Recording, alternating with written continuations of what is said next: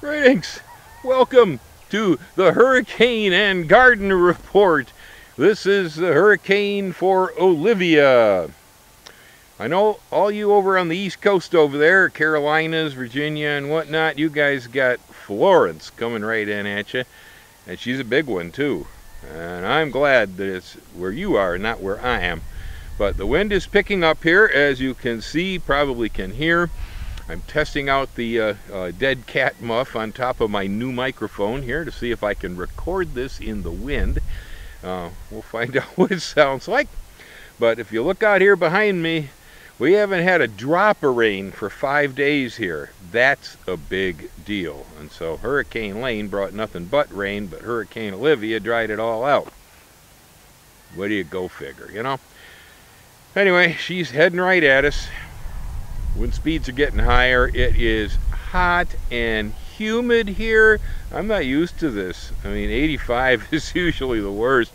Oh, she's warm this morning. I don't know what the actual temperature is right now, but I've been sweating. You can see out there behind me all those clouds.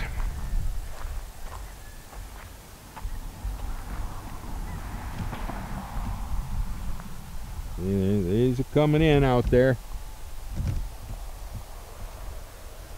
We got all manner of clouds ahead of the hurricane. So if I said hurricane, that was a mistake.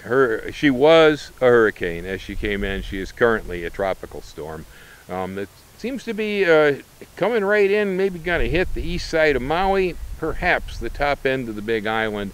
It's not coming in this way, but I'm really hoping it'll leave us a little bit of rain. I'm getting tired of watering the nursery.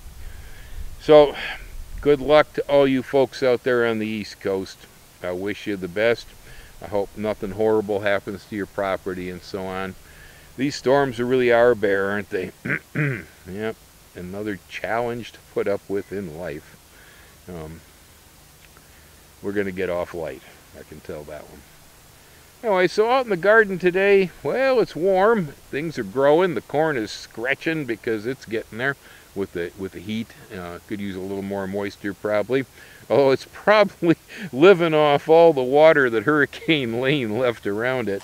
But today what I wanted to do is talk about using post-consumer cardboard in the garden as a mulch to either smother or prevent weeds.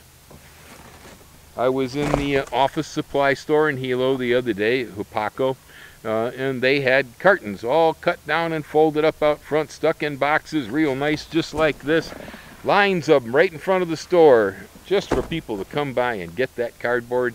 All over town you can find post-consumer cardboard available.